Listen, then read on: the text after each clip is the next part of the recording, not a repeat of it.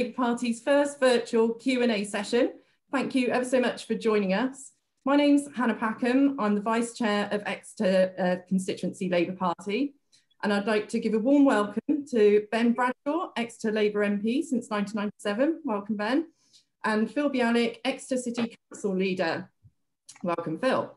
Unfortunately, we've got apologies from Rob Hannaford this morning, who's had some IT difficulties. Rob is the leader of the Labour group on Devon County Council and was hoping to join us this morning. But he has said that if you have any questions, he's happy to answer those on email. And we hope to have Rob back soon to take part in any of these future events.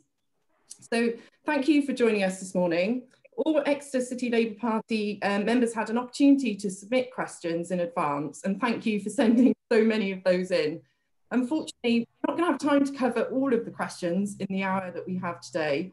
However, what we have tried to do is bring together the questions on some key subject areas, and I hope we can ensure the spirit of the vast majority of questions are covered. So I will ask each question or set of questions to a member of the panel, apart from the first and last question that everyone can answer. Obviously, we'll have a bit more time now. We've just got Ben and Phil with us this morning. Other members of the panel will be able to come in and comment, although not required to do so. And I just remind Ben and Phil that we only have an hour, so succinct answers will allow time for more questions, and I'll ask people to wind up if necessary. So both Ben, Phil and Rob have recently circulated reports, so you will find those on your emails. So we'll move straight to the questions. First question, or the first questions rather, are on transport. We received a large number of questions regarding transport in the city, particularly encouraging cycling and walking. So please bear with me while I try to include the key elements of a number of questions before I bring Phil and Ben in. So we had a question from Nick Burrow from Pennsylvania. This question was for Phil. What plans will the City Council have in line with urban changes worldwide around cycling and transportation to combat pollution, parking and traffic issues? Will Page from the Priory Ward in his question says, according to the Devon County Council draft Exeter transport strategy, 11% of commuter journeys in Exeter are by public transport. To be unlikely to find spaces like buses or trains in a COVID-19 world. Given how congested Exeter was before the pandemic, a shift of just 2 or 3% from public transport to private car use could bring Exeter to a standstill. And Tony Buckley from Newtown St Leonard's asks, the crisis presents us with an opportunity to be radical in terms of transport and pollution reductions. How can the council exert maximum influence on relevant authorities and public opinion to ensure permanent improvements? And then just one final point on transport. Stephanie Bond question relates to what the county council, so I appreciate Rob's not here, but hopefully you will be able to comment on this. What can the county council do to assist social distancing for pedestrians on narrow pavements, potentially one-way systems, for an example? So if I ask Phil to go first, seeing as that first part of the question was directed to you, Phil, and then I'll bring Ben in. Thank you, Hannah, and good morning to everybody. Exeter, as you know, the City Council is not the Transport Authority, but we are working closely with Devon County Council, and in particular with our carbon neutral and the new programme that has been brought out by Exeter City Futures. We have created an Exeter Transport Steering Group, which has members from the County Council and the City Council, and it was reassembled to improve communication between the two authorities because we feel there is a communication problem. Coming across, the city is responsible for planning and also for placemaking, and it's very important to us, the transport strategy. Councillor David Harvey is our lead on the transport, working obviously with Councillor Rachel Sutton and obviously myself on how we take this forward, because it will impact on the carbon. Answering Will's point about the congestion in Exeter, Well, we have a lot of conflicting data at the moment. Our car parks are empty, the roads are free, but we now hear about transport that people may not choose to use public transport. Will this mean they use cars? Will we have a clogging up of roads? And this is all really still in the making, and we're still trying to review. But we have got a proactive policy. We're working with co-cars for electric cars, electric bikes. We shared the County Council initiative in all of that. And it is our aim as part of the recovery problem, is what can we do? We've now got the opportunity of having freer streets and freer roads. I don't think it should be a question of how do we reduce traffic, but how do we allow them back in? And we are working with the county on all of this. Thank you, Phil. Ben? Yeah, I mean, I really welcome these questions, and as I'm sure a lot of you realise, this is an issue and a policy that I feel personally very strongly about as a car owner for the last 25 years, and I've always been very interested in pushing green transport. And I think this is a real opportunity. I mean, as people say, never lose the opportunity to make the most out of a crisis. And apart from the fact I don't think we're going to be able to return to the old normal when this is over, I think people will be reluctant to pile onto overcrowded buses and trains. And at the same time, we can't afford to have any more congestion in cities like Exeter. And as Phil has said, unfortunately, because of the two-tier local authority system in Exeter, it's Devon County Council, which of course is Tory controlled, that is responsible for transport. I have raised this issue every single week in the weekly conference calls I've had with both John Hart, their leader, and their chief executive, and others on the call. And if I'm perfectly honest, I don't think they are showing the urgency or the imagination that is required. They did concede in the last conversation I had that there would have to be changes in the long term, which of course is welcome, but we're going to have to do things really, really quickly and urgently if lockdown relaxes, and we're going to be able to move around efficiently without adding to pollution and congestion. Other cities have been showing the way, not just in this country, but around the world. Manchester, in London, several boroughs. Pop-up cycle routes are really cheap. They're going in very, very, very quickly. There's absolutely no reason why Devon County Council couldn't be establishing a whole network of pop-up cycle routes in Exeter, widening pavements at the same time. You're absolutely right. We cannot afford to allow people to cram onto pavements. One of the useful things that they did suggest is if people have any specific examples of streets or pavements where social distancing is already a problem, and I know there are a number of these that have been mentioned, Magdalen Road, 4th Street, both in Heavitree and 4th Street in the city, please communicate those to us, because if we pass those on to the county council, they said they would look at them. I would also, and I hate to add to the burden of our county councillors, but please do communicate these views to your local county councillors, because they're the people who will keep the pressure up on County Hall. I've also raised the issue of speeding with the police, because I've had quite a lot of complaints from people, because the roads are emptier, that cyclists and pedestrians are complaining about excess speeds. And the police have also said that there was a report a few weeks ago saying they weren't bothering to enforce traffic offences. They are.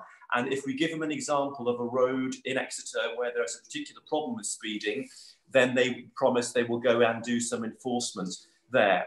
Actually, what the government's been saying on this is quite encouraging, but it's all been words so far. You might have seen Boris Johnson at PMQs this week talking about, you know, a golden age for cycling. You have the Transport Secretary in the news today saying they were going to urge people to cycle and walk, but urging is not enough. You have to give local authorities the powers, and you have to give local authorities the resources to do this work, which is going to be essential if we're going to allow the economies of our cities to start up again without jeopardising health or risking a second peak in the virus. I don't know whether that you think that's addressed all of the questions that were raised in those questions, Hannah. Yes, thank you, Ben, and thank you, Phil, for those answers. So the next subject that we'll move on to is lockdown. We have a question from Ryan Howe in St Thomas. Ryan asks, once we relax lockdown, how do South West authorities, especially Devon, Dorset and Cornwall, ensure we do not become a hotspot area where infection rates rise due to the high levels of second home ownership or people just trying to get away for a break or a holiday? And how will this be policed on roads and trains? And also on lockdown, Teresa Davis from Pennsylvania asks, we should like to know what you and the Labour Party's view is on what is politely called shielding and protecting the fit and healthy over 70-year-olds, but actually means continuing lockdown. There would appear to be no clear guidelines. What are your views? And then finally, there was also a reference from Kim Guild in Pennsylvania, who wanted to know Ben's views on the app related to tracking COVID-19 currently being tested on the Isle of Wight. And in light of its architects, can the general public be confident that our personal data is safe if we do download it? So shall I bring Ben in first on this? Yeah. Firstly, on the app, Kim and others, I mean, this is another example, I think, of where the government has seriously mishandled this crisis. There are reports today in today's Financial Times that the Health Service is developing in parallel with the Isle of Wight app, its own app, based very much along the decentralized lines of the apps being used in Germany, Italy, Austria, and other countries that are already opening up. So again, I think a lack of foresight, a lack of planning, being behind the curve, has spread confusion over this app. I'm not an expert. I don't know the answer as to whether the decentralized app that other countries are using is better or worse than the centralized app that the government here has been pushing. I mean, you'll probably know the arguments yourself.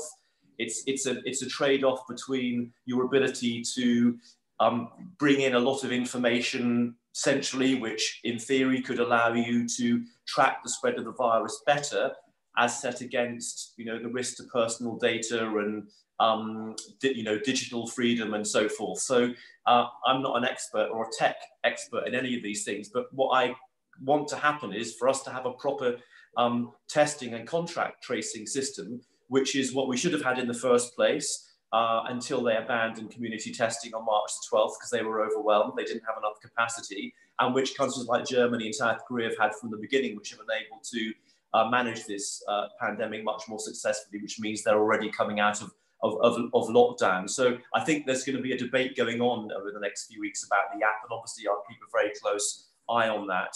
I think, Teresa, on the over 70s, again, we've had terrible mixed messaging, haven't we, on the over 70s? When my brother-in-law, who's a fit and healthy over 70-year-old, a widower, recently widowed, you know, he doesn't really know, is he allowed to go out and go for a walk in the park and so forth, or can he only go to a shop? It's like, it's been a total mess. I think what the government needs to do is it needs to be absolutely clear in terms of the messaging it is giving out. And we all know, yes, that age is a risk, but so are underlying health conditions, so is obesity. And in the end, I think you've just got to allow some degree of personal responsibility and common sense here. I mean, if I was a fit over 70-year-old, you know, and there is any relaxation in that tomorrow, which I don't think there's going to be, by the way, because our figures are still so bad, then I would be really reluctant to stay at home for another 3 weeks along the lines that some people are suggesting. But I think we're just going to have to wait and see. But certainly, I wouldn't stop as a fit over 70-year-old going out for a walk and doing things that other people are allowed to do, unless you're one of these people who's been specifically written to by your doctor because you've got a very serious underlying health condition and you're vulnerable. On Ryan's question about coordination and the danger of another spike in the summer period, I mean, this is a real worry, and one of the things that's come up a lot in the last 2 weeks on the conference calls I've been doing is the fear, because we've got the lowest level of infection and mortality in the whole country in the southwest, and therefore probably the lowest overall level of infection. There is a real dilemma here between the desperation of the tourism industry to open up, because tourism is the region's most important sector, and one of the reasons that the predictions are that the southwest will be among the worst hit regions in the country in the long term economically is because of our dependence on tourism. Not Exeter, thankfully. Exeter's got a more diverse economy, is a bit more resilient. Not that it's going to affect us mildly at all as well. But the tourism industry is obviously desperate to unlock, but at the same time, they're really frightened that if they do, and if we do, and we get an influx of tourists and our infection rates have not declined sufficiently, then there's a danger of a second peak in our region, which will overwhelm our public services and our health service in particular. So this is obviously something to watch. I think it's far too soon to be able to predict whether we will be opening up in that way. It doesn't look like that at the moment. It looks like another 3 weeks of lockdown with maybe some tiny little adjustments. But there is, I think, one of the things I've been impressed with, I have to say, throughout this crisis has been the effectiveness of how our local authorities, the local police, the local health service have coordinated things really, really well. I think that's one of the reasons that by and large, we've had a low mortality rate. By and large, we haven't had the big problems with PPE and testing that other parts of the country have. And I wish the government had adopted a more decentralized approach to this whole pandemic from the start, because I think one of the reasons that we've had problems with PPE and testing and potentially too with contact tracing and the app is because the government has taken a far too centralized approach and hasn't trusted local government and local public health directors who know their own area to manage things at a local level. Thank you, Ben. Phil, did you want to comment? Well, just to say that in Devon, working with the County Council, the leaders and all the local authorities in Devon are working together. The question that Ryan mentions about how can we stop people coming in? Well, unless we put roadblocks up, we're not going to stop people, but it is a genuine concern shared by all the local authorities. We know that tourism and culture is so important to this part of the world, but they all share this concern. And just one interesting note on all of this, and with people's second homes coming here, it's quite obvious that Kirsty from Channel 4 is allowed to come into the county and move freely. The absurdity that people with second homes are claiming business rate grants on these second homes. And it's quite amusing to hear the Conservative leaders in Devon moaning about this quite a lot. But Ben has covered much of it. I do believe that testing and tracing is going to be part of the solution going forward. Thank you, Phil. So moving on quickly to the next question. This is a question on the Exeter's recovery from COVID-19. And this is a question from Tony Orchard, Newtown St Leonard's, and Deborah Clark in St Thomas.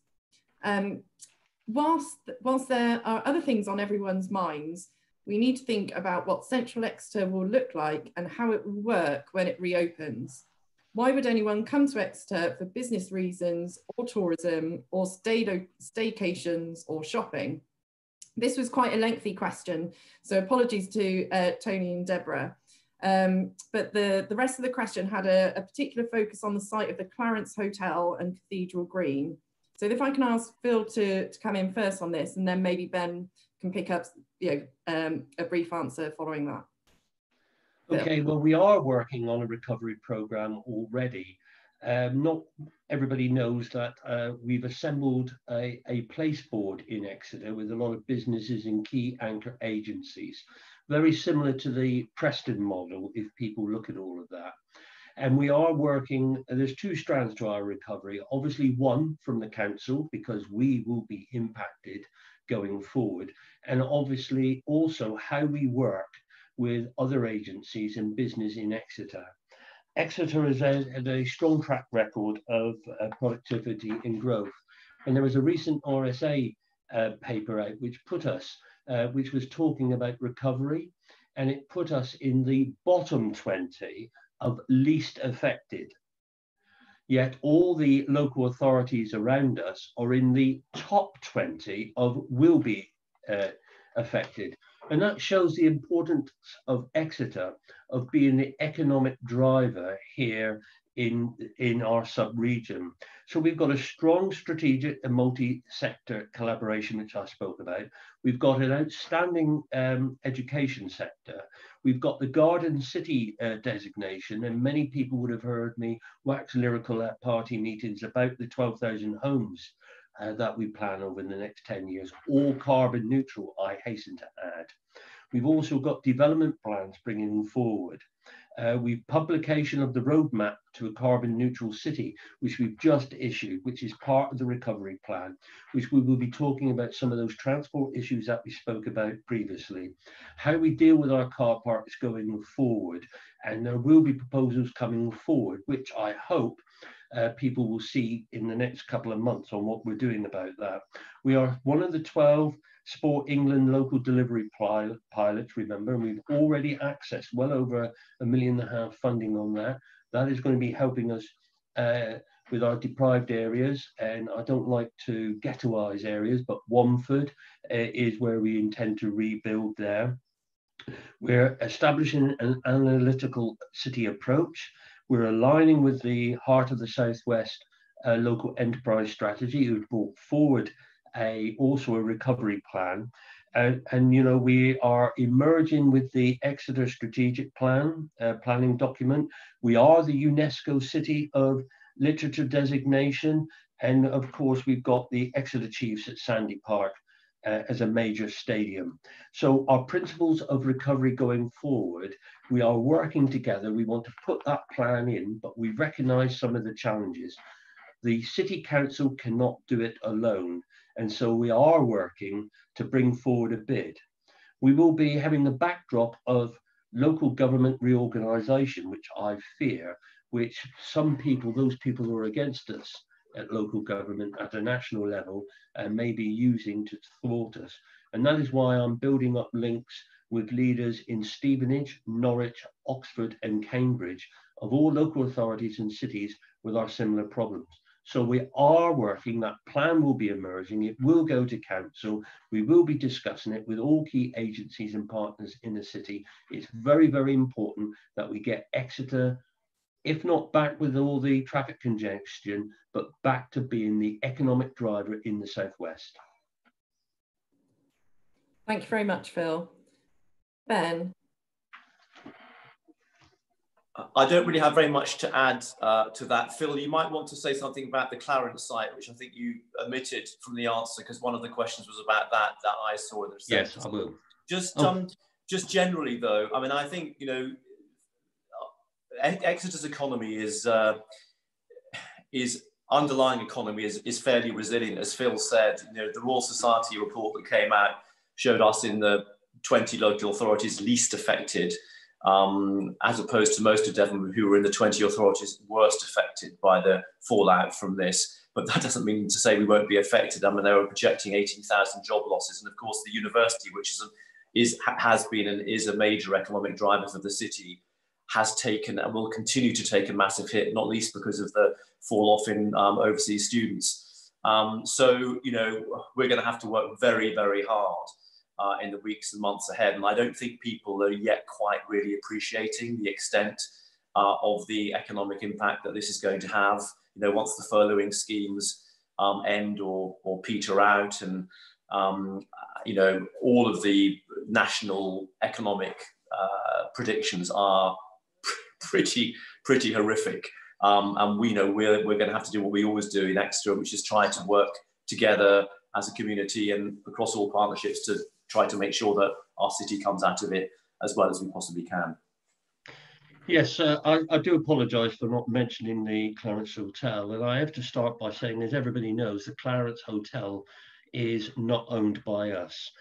We have visited it, the members of the planning committee, and we were impressed with the plans that they brought forward, but it is clear that Andrew Brownsword basically has run out of money and doesn't want to continue the investment. There's a lot of talk about the insurance money, but they have done something like £7 million worth of improvements already. And I understand that shortly before Christmas, we were advised that they were in discussions with somebody who was prepared to buy it. And we are ensuring that it's either a hotel or something. And I can assure you that it will never, ever be purpose-built student accommodation. I'll just put that one in now. But one of the main things that people have said to me about it is about the site at the front. The site at the front of the Clarence Hotel was the area they were using to obviously use as a compound. And they have to have a license, effective license from the city council from that. And just at Christmas, we granted them a further 3 months. Our dilemma was that a new owner would come in and say, look, I want to get on with it. Can I have it? I need a compound. So rather than close the compound down, have more delay by closing and then open it up again, I basically said, okay, crack on. Now, of course, COVID is sorted it. And it is my intention that if they do not intend to basically crack on with the development, that we will be asking them to rescind that license and they will have to clear the front. That will mean that there will be no work going on, and so I am between a rock and a hard place there on that one. So that's what's happening with the Clarence. Phil. Okay, so we'll move on to the next question. This is a question regarding future Labour government and the Labour Party's polling situation. This is a question from Tony Davis in the Pennsylvania ward. In view of the revelations from Channel 4 News that from 2010 onwards, millions of items of essential life-saving PPE equipment were left to degrade and fall out of use-by date by successive Conservative governments, is it not now time for the opposition to move onto the front foot and hold this government and its predecessors responsible for the avoidable deaths of thousands of NHS staff and patients resulting from their criminal negligence? And Tony Buckley from Newtown St Leonard says, what is the strategy for attacking the Tories over their failure and incompetence so as to narrow their lead in the polls and begin to climb back after the recent general elections? If I can go to Ben firstly on that. Yeah, very good questions, both Tonys. I mean, I think we have to face the fact that what we're seeing in this country, as you're seeing in almost every developed country in the world, developed democracy in the world, is people rallying to the flag in what's a major national and international emergency. It's what always happens, what happens in war times and similar situations like this. And I don't think, you know, we should have too much angst about that. And in fact, although the polls are very good for the Tories at the moment, relatively speaking, they haven't gone up in the same way as the poll ratings have, for example, of governments like Angela Merkel's or Jacinda Ardern's in New Zealand, or the Danish Prime Minister, who have been seen to handle the pandemic very well, whose ratings have basically gone through the roof. And the two questions really from the Tonys are related, really. You know, when should we and how far should we hammer the government for their obvious mishandling, not only of the pandemic itself, but of the pre-planning period? And I think Keir has actually got this absolutely right. I think his sense that there's not a lot of public appetite at the moment for kind of political yaboo and opposition for opposition's sake, hence the commitment to constructive opposition. We'll support the government when we think it's doing the right thing, but we'll ask the questions that the public want asking, and we'll also point out when we think the government's got things wrong. But I thought watching Prime Minister's questions this week, for example, I was wanting the gloves to come off a bit more, and they did in what I thought was quite a gentle but very, very effective way, where he completely skewered Boris Johnson by just asking the right forensic questions that the public wanted asking, exposing the failures of the government without making it seem as if he was being gratuitously kind of party political or in it for party political gain. But I think it's a very difficult judgment call. And look, the mistakes that the government have made will inevitably be the subject of a major public inquiry when all this is over. And I think while at the same time, you know, I've been criticising the government, the front bench has been criticising the government, we also want to try to make sure they get things right from now on in and learn from the mistakes as we're going on. So I wouldn't get too hung up on current polling figures, although one of the other very encouraging pieces of polling, which I actually posted in the weekly report this week or last week, was the leadership ratings. So Keir's net leadership ratings have gone up 50% over his predecessors, which is a phenomenal increase in such a short period of time. They're now in positive figures for the first time, well, for the first time since probably the early days of Ed Miliband, and only just behind Johnson's. And I think that's a very credible position to be in, to take this argument forward. And I think the current format of the House of Commons really plays to Keir's strengths. You know, it's a forensic, lawyerly environment. Boris Johnson hasn't got the ranks of Tory MPs braying behind him. He can't just fall back on his usual bluster of bravado, making it all up as you go along. And I thought he was brutally exposed on Wednesday, and I would expect that to continue, particularly if the handling of the crisis continues to be as poor as it has been. But I think, I think the time for a really serious reckoning with how the government mishandled this is probably not in the middle of it. But when we've come out the other side, I have no doubt that we will ensure it happens. And I've been really encouraged by not only the relatively high profile, but also the quality of the contributions, not just of Keir, but the rest of his front bench team through this. I think Annalisa Dodds has been fantastic. I think the new people in the shadow, I think Nick Thomas Simmons has been very solid at the Home Office. So I think overall, I'm turning on the radio and the television, and I'm not feeling worried about what the Labour spokesman might possibly say, which is quite a nice feeling to have. Phil, do you want to come in? Well, I share the concerns and the points of the questioners, and obviously support Ben in his contributions. And like many of us, we just want to work to see a Labour government, and we have to get that whenever we can get it. So that's all I have to say on that one. Thank you, Phil. Okay, the next question, I'm not sure we could ever get through a question time at the moment without a question on Brexit. So the next question is on Brexit, and this, or questions I should say. We've had a question from David Lowe, in Pinho. And David actually starts his question by saying that he's delighted that Keir Starmer is the new Labour leader. And David says that Brexit is going to be bad for this country, and a hard Brexit will be particularly bad. But it is increasingly obvious that Conservatives are going to use the smokescreen of COVID-19 to blame the bad effects of Brexit on the consequences of the virus instead. Rather than go ahead with Brexit on the 31st of December, it would be far more sensible to avoid even more economic damage than the virus is already causing by postponing Brexit for the 2 years that are allowed. Could Keir Starmer press for this? Then a further question from Ali Mossadegh in Durryard and St James. As we are not part of the European Union, would European students be charged international student fees, home student fees? I believe that if we charge them as international students, then a lot of them will not be able to afford to come to the UK. And that's obviously a very pressing issue in Exeter. So I'll ask Ben to come in first, and then if Phil wants to come on. Yeah, on the students issue, yes, I mean, in theory, if at the end of the transition period, I think it would affect students who are not students who already started their courses, but students who start their courses after that would be subjected to overseas, unless there's some reciprocal arrangement that we reach as part of the final agreement with the European Union. Am I muted? No. So yeah, I mean that is a worry, and I think it's another argument to try to argue for an extension to the transition period, which leads me on to the first question.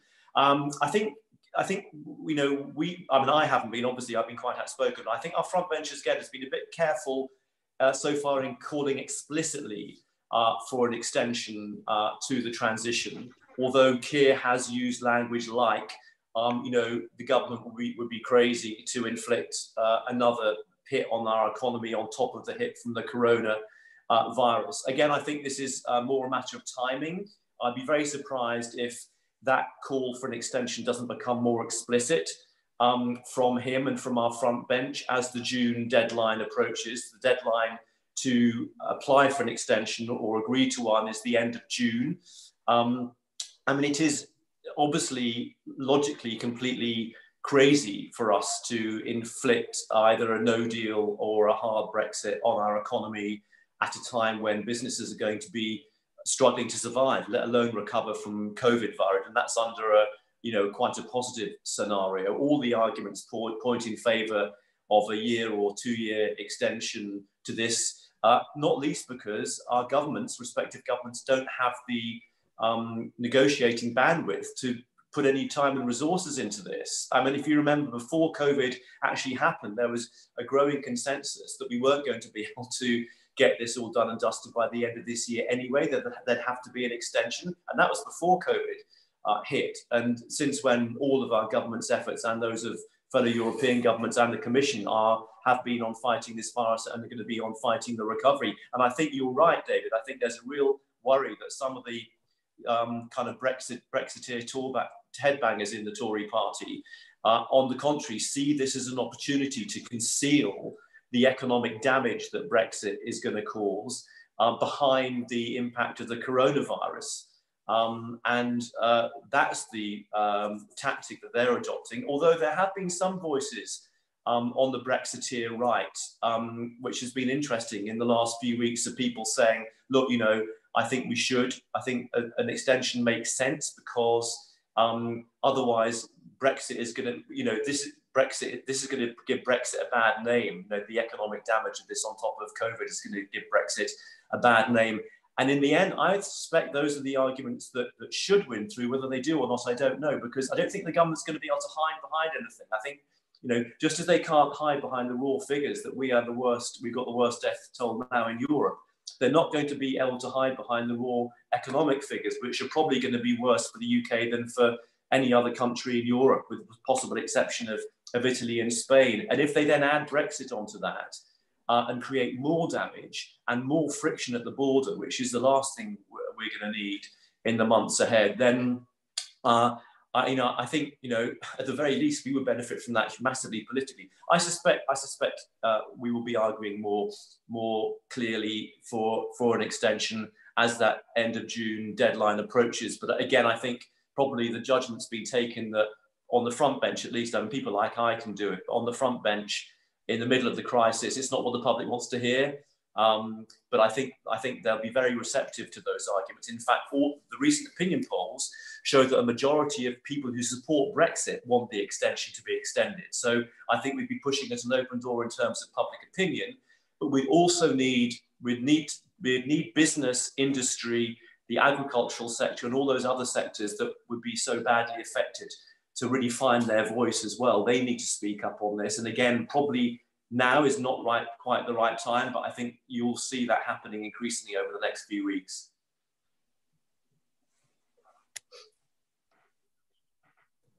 Thank you, Ben. Phil?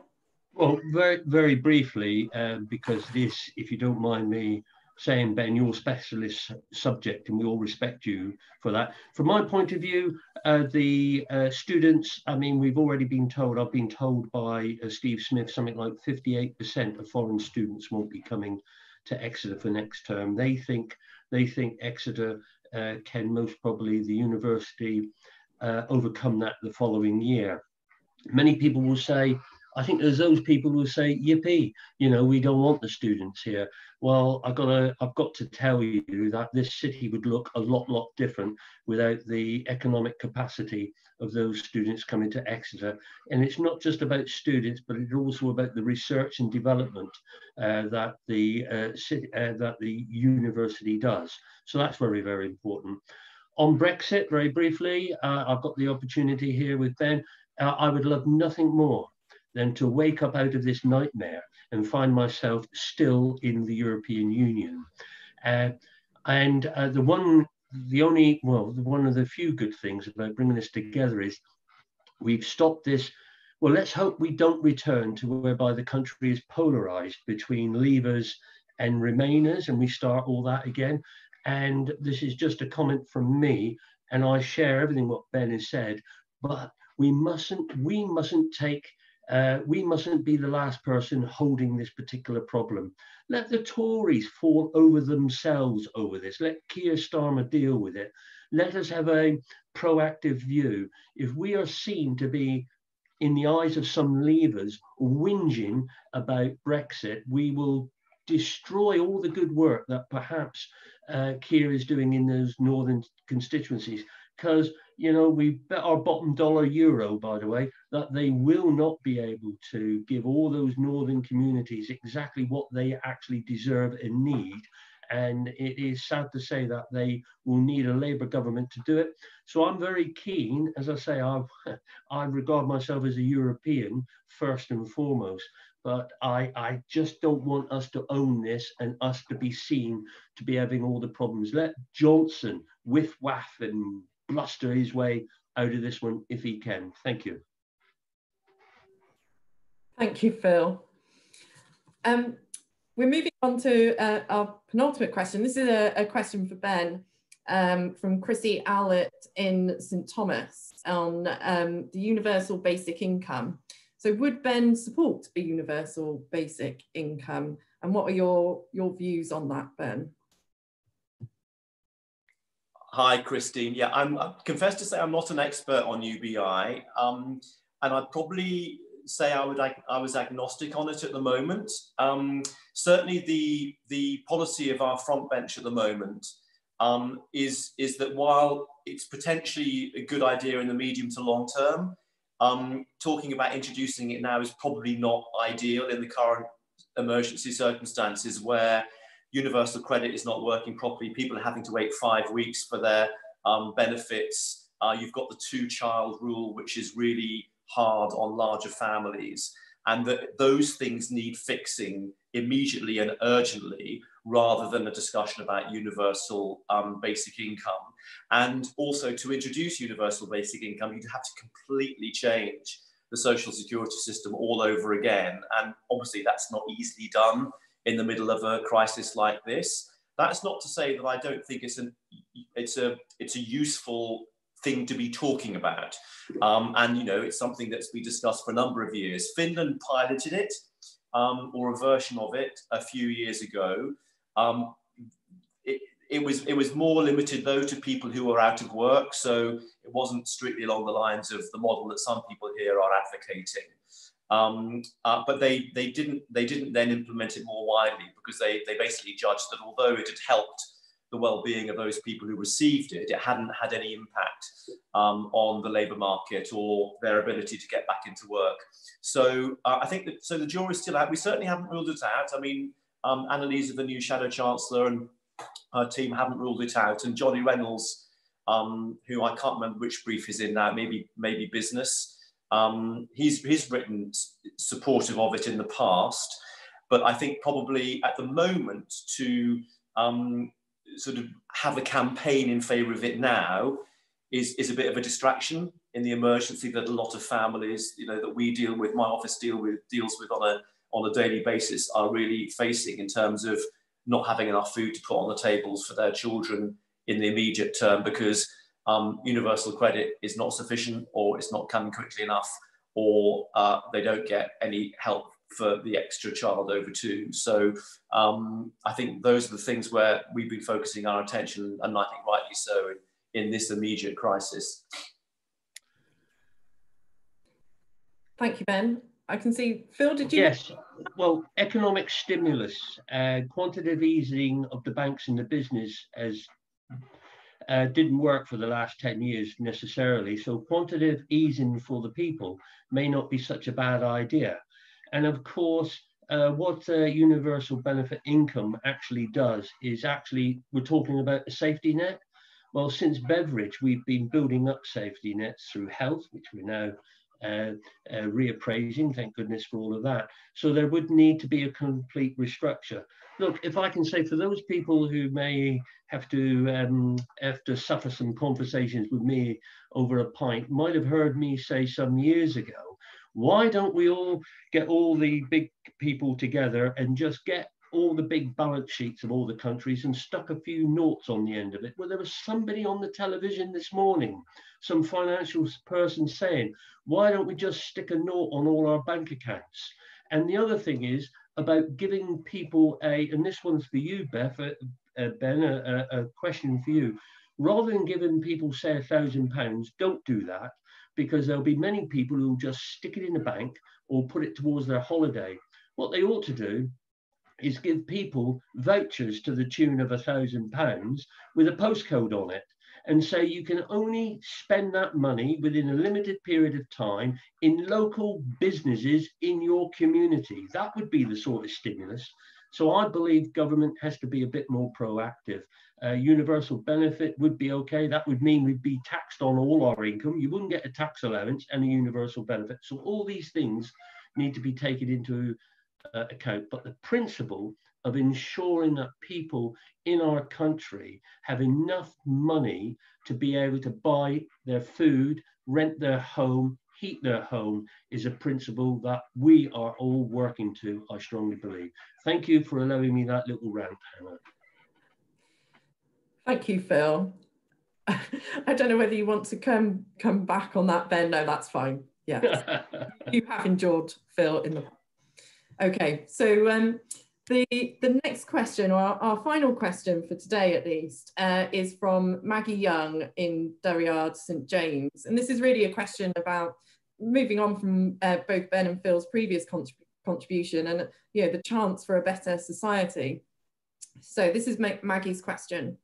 The coronavirus pandemic has shown us how important community spirit is and how keen people are to reach out to others, and how we desperately need a strong, well-managed and well-funded state, nationally and locally, putting the environment and people, not profit, at the heart of everything. How can we build politically on the fantastic work of Labour members and councillors that they have been undertaking in their communities? And how can we work to seek public support for the kind of society that we want, including improvements in public health and social care, and which only a Labour government would offer? Who wants to go first? Do you want me to go first quickly? Well, I think that's a great question. And could I say, and I hope everybody would say, I think what coronavirus is actually, I cycle through the parks, that's for Will and the rest of them. Hannah and I do, and many of us do. And do you know what? People, we've got a lot of problems, but everybody is pleasant to each other. The people I've seen, everybody's acknowledging everybody when we're out cycling, walking, it's great. And so that's a benefit that we need to keep of coronavirus. And I suppose we could start by being nice to each other, everybody just being a little bit nice. And as I said earlier about the polarization of society, but the city, Maggie, the Exeter City Futures with the City Council has produced the Net Zero Exeter 2030 plan. I'm going to make sure Duncan puts it on our website. It is a good read when you're all looking for stuff to read, and it's quite imaginative what we want to do here in the city. That's our plan going forward. And it all has to rest on carbon neutrality, transport, homes, everything that we need to do to bring forward is what we want to do. So yeah, let's all get on with one another. We all have to, and let's take that good thing out of this present crisis, that we can work together for a good society. And the main way we're going to bring that back is by voting in a Labour Council next year, Labour members on the Devon County Council, returning our MP and returning a Labour government at the first opportunity we can. Thank you. Thank you very much, Phil. Phil, I'm sorry to interrupt your closing gamut there, which was very good, and we'd all support. Maggie refers in her question to the work of Labour members and councillors in the community, and I just wondered if you want to touch on the scheme that the City Council has set up to ensure that vulnerable people are I say, protected, are supported in this time. Now, I know that there's been a considerable amount of work that the City Council has undertaken on that, and I think you know, it would be people will be interested. And absolutely. And I need to acknowledge Amal Hussein, Councillor Amal Hussein, Councillor Trish Oliver, and also Councillor Emma Morse, who's been also working very tirelessly with regard to the homeless situation here in Exeter. We've set up a fund which we've reallocated some of the seal money up to £1 million. We were supported by Exeter Chiefs to £100,000. We've given out about £85,000 worth of grants to local communities. These are people who are supporting vulnerable, shielded people, and also people here in Exeter, helping with shopping and helping with some funds to get some stuff done. That well-being part of it is now going to be reviewed by Amal and Trish, and we've got a meeting this week, because our concern is that we've got a lot of families and people now who will be losing their jobs, had furlough income. It's nice to be on furlough, but not on 80% of your salary with still 100% of your bills to pay. And we know that there are people going to need help. We have had support from the County Council to the tune of £160,000 with a hardship fund. And I'm very pleased that Councillor Emma Morse is bringing those proposals forward to help people.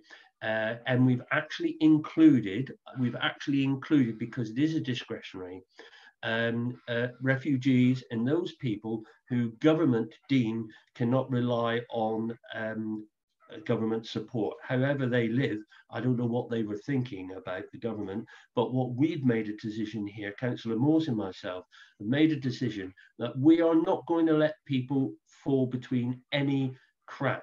If they are in need, they deserve our support. And if they contact us on that helpline number, the City Council is there to work for them. thank you, Phil. It's been really impressive work. Can I bring Ben in? Yeah, I mean, congratulations, Phil, to you and the City Council. It's been phenomenal. I think, you know, how you've transformed the local authority from a local authority into an emergency COVID response organisation. And as I say, the partnership working has been amazing. And thanks, Maggie, also for, I think it was originally you who suggested doing this Zoom Q&A with members. I think it's a really good idea, good initiative. And I hope if we're in this lockdown for very much longer, we can do more of these in the future if members have found them useful. I certainly have. It's been a bit of a frustration for me not being able to come along to meetings and have our usual Q&As, but there we are. And yes, wouldn't it be lovely if out of this we could see a completely different Britain and a completely different world? I certainly think there's a very strong chance of that happening. I mean, if this is going to be the worst economic shock to hit our country for more than 300 years, there's inevitably going to be a fallout from that of one form or another. I mean, it could be positive, it could also be negative, and I think whether it's good or bad is going to depend on the actions of us and of our political parties and our civil society in the UK, and also on what's happening globally. Because if you look at what happened at the end of the Second World War, there was a huge appetite for a new beginning, not just in Britain, but in the United States with the New Deal, in Europe with the Marshall Plan, the kind of establishment of the welfare states, the universal services and so forth. I would like to see a shift like that coming out of this at the end.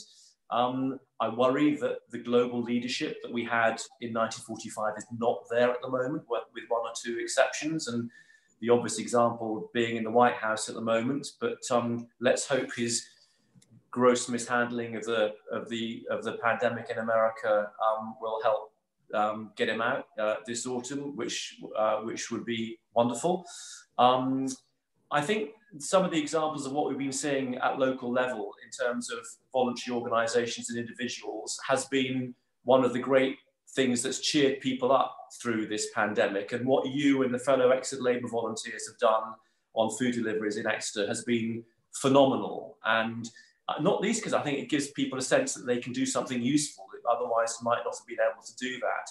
And if you contrast that with, I mean, I'd be interested in members' feedback on this, but if you contrast that with the impact of the government's national NHS volunteers scheme, which from all I can make out has has been a bit of a fiasco, that thousands and thousands, if not hundreds of thousands of people volunteered for it, and hardly anyone has actually heard anything back or been called upon, whereas people at local level, including Labour Party members, have been doing it for ourselves at local level. And the other thing that I hope this will remind people of, both locally but also government, is the value of local resilience in terms of our voluntary charitable sectors and local government.